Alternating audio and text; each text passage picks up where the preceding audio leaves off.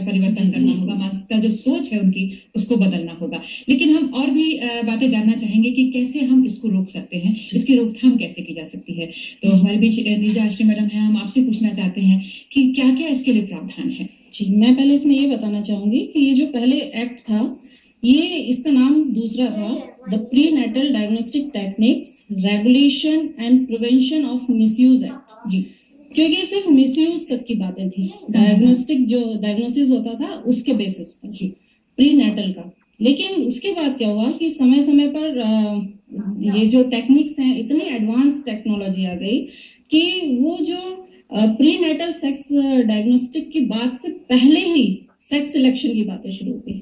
तो गवर्नमेंट को लगा कि नहीं, ये प्रैक्टिकल प्रॉब्लम आ रही है। इस एक्ट को जिस पर्पस के लिए एक्ट बना था, जो इसका ऑब्जेक्ट था कि जो रेशियो घट रहा है फीमेल का, उसको कैसे बढ़ा जाए, इक्वल किया जाए, तब सुप्रीम कोर्ट की भी ये नजर में आया। माननीय सुप्रीम कोर्ट ने ये देखा कि हाँ, इसमें भी अमेंडमेंट की जरूरत है। तब इसमें एक public litigation, interest litigation file हुई और उसके बाद इसमें अमेंडमेंट किया गया और उसी के बाद इसका नॉमेनक्लेचर भी चेंज किया गया। इस एक्ट में प्री कंसेप्शन ऐड किया गया and prenatal diagnostic techniques के बाद prohibition of sex selection add किया गया कि मतलब आप पहले सेक्स को भी सिलेक्ट नहीं कर सकते हैं।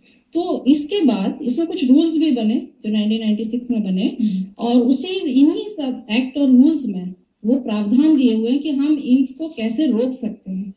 कि जैसे पहले मैं ये देखती हूँ कि बहुत पुराने समय से हमारे यहाँ ये सब चला आ रहा है। ऐसा नहीं है कि पहले नहीं था जी, लेकिन उस समय ये बहुत मतलब छोटे लेवल पर था, गांव में होता था। दाइयां जो घर में आके डिलीवरी करती थी वो भी बता देती थी लड़का होगा लड़की होगी, और लेडीज को इस तरह के मेडिसिन देके अवॉइड करा दिया जाता था। उसके बाद धीरे धीरे ये हुआ कि बच्ची जब पैदा हो गई उसको मार दिया जाता था।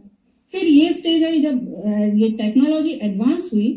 एक्चुअल में ये एडवांसमेंट हुआ था कि बीमारियों को डिटेक्ट किया जाए जी, लेकिन हुआ ये कि इसका मिसयूज होने लगा। और फिर वो पार्टीज ही नहीं, इसमें मुझे कहना पड़ेगा यहाँ पर कि जो डॉक्टर्स, जो रेडियोलॉजिस्ट जो इस काम को करते हैं, वो भी इसमें इन्वॉल्व हो गए।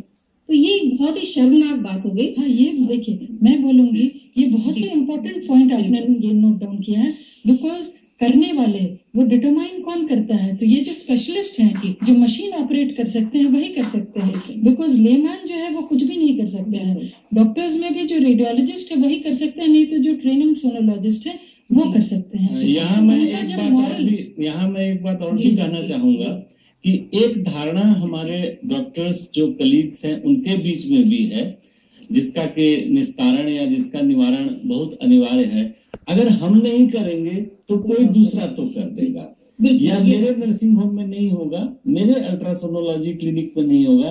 तो अगर ये बेंट अपॉन लेडी है, बेंट अपॉन परिवार है, बिल्कुल दृढ़ प्रतिज्ञ है कि हमें इसके अबॉर्शन कराना ही कराना है या सेक्स सिलेक्शन कराना ही कराना है, तो ये किसी दूसरे जगह जाके करा लेंगे, तो मैं क्यों नहीं कर दूं। इस धारणा को भी बल मिलता है और अंततः सोशल कल्चरल इवेंट्स पे बात आके टिकती है कि क्यों नहीं इस अवधारणा को ही समाप्त किया जाए कि पुत्री की आवश्यकता उतनी ही है, कन्या की आवश्यकता उतनी ही है जितना पुरुष की आवश्यकता है।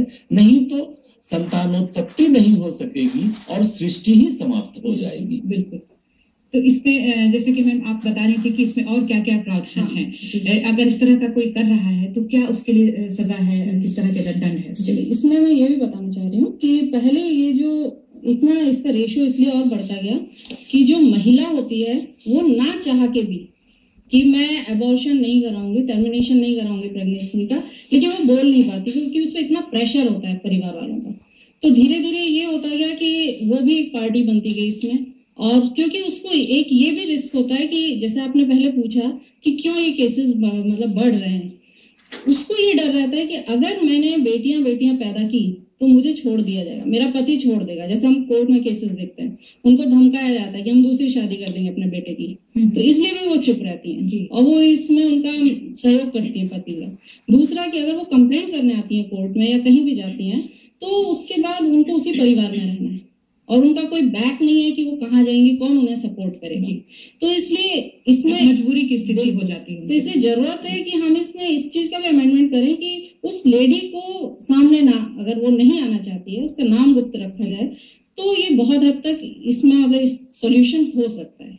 और जहां तक प्रावधान की बात है, तो प्रावधान इसमें चैप्टर 7 में, इस एक्ट के चैप्टर 7 में दिया हुआ है, 22 सेक्शन है, उसमें दिया हुआ है कि अगर कोई व्यक्ति कोई इस तरह के जो जेनेटिक लैब्स, क्लिनिक्स जो चला रहे हैं, वो अगर किसी भी तरह का एडवर्टीजमेंट करते हैं, किसी भी माध्यम से, नोटिस हो, सर्कुलर हो या नेट के द्वारा किसी भी माध्यम से, तो ये एक मीन्स वायलेशन माना जाएगा, कंट्रावेंशन ऑफ प्रोविजंस माना जाएगा इस एक्ट के, और उनको सजा होगी 3 साल तक की सजा और 10,000 रुपए तक का इसमें जुर्माना, फाइन की प्रोविजन है।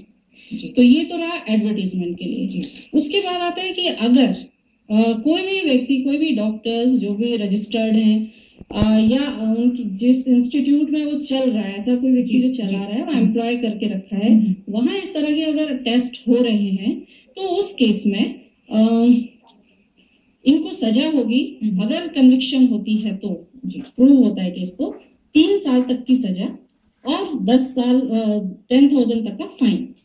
तत्काल उनका रजिस्ट्रेशन जो है, हाँ जी, रजिस्ट्रेशन सस्पेंड कर दिया जाएगा जब तक कि फाइनल डिसीजन नहीं हो जाता कोर्ट का जी।